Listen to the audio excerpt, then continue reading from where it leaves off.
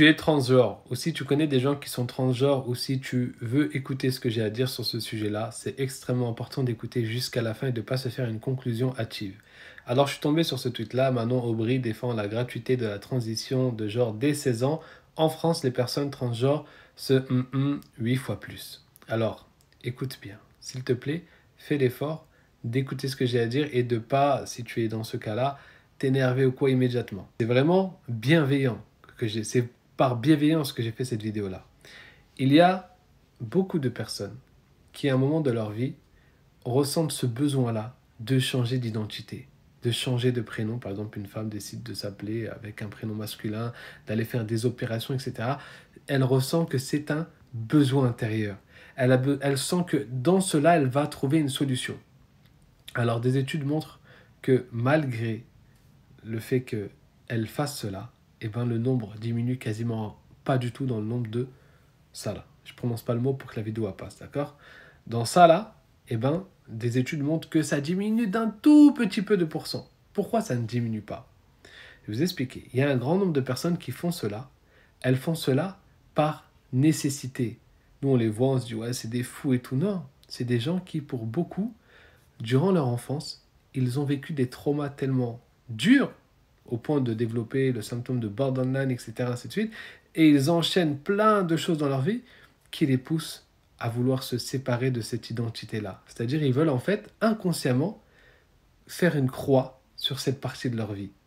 Vous comprenez? Ils veulent faire une croix pour commencer une nouvelle vie et permettre psychologiquement de s'identifier, de plus s'identifier, à tout ce passé dur. Alors, ils voient en cela, parfois c'est souvent inconscient, hein.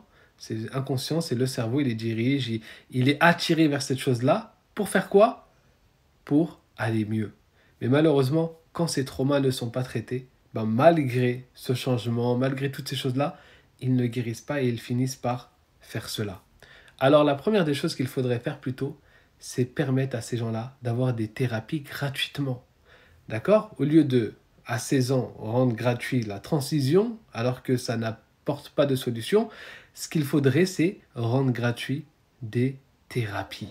Pour qu'ils puissent justement, il y en a très peu qui sont compétents, hein, mais des thérapies, des véritables thérapies qui permettent de changer la perception des événements du passé, comme par exemple par l'hypnothérapie, par des gens très compétents. Et là, ils pourront peut-être aller mieux. Mais ce n'est pas une solution pour beaucoup de cas et des études de ce que je suis en train de vous dire existent. Si vous êtes intéressé, je vous envoie les liens en privé. Alors si une personne vient en commentaire et me dit « Non mais moi par exemple je suis dans ce cas et je n'ai pas de souvenir de trauma », il faut savoir qu'il y a plein de traumas qu'on n'a pas forcément de souvenir à l'état de conscience. L'état de conscience, on ne se rappelle pas forcément de tout. L'inconscient, lui par contre, il se rappelle de nos traumas. C'est pour ça qu'en hypnothérapie, on peut remonter et parfois trouver des traumas de quand on avait 3 ans, 4 ans, 5 ans. Aujourd'hui, quand on réfléchit, on ne se rappelle pas, mais une fois qu'on monte l'inconscient, eh ben, on peut y avoir accès. D'accord? Et bien sûr, il peut y avoir d'autres facteurs, hein, c'est pas forcément que ça, mais voilà, il y a beaucoup de cas qui sont liés à ce que j'ai dit et ils méritent d'avoir une aide et on ne devrait pas les faire payer pour aller voir un psy pour des choses, des traumas qu'ils n'ont pas choisis, etc. Des choses très dures. C'est des gens qui méritent vraiment d'être aidés à la source. Voilà. Donc, c'est pas malveillant cette vidéo-là.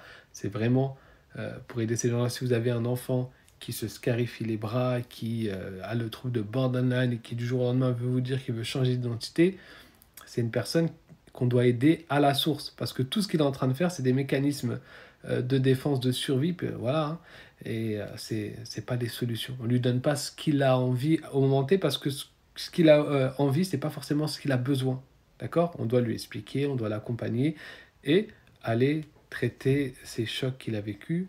Par exemple, borderline, c'est souvent soit abandon, par exemple, d'un parent, abandon, ou alors, bon, je vais pas vous expliquer ce qu'est borderline, c'est pas le sujet de la vidéo, mais vous avez compris ce que j'ai voulu donner comme message.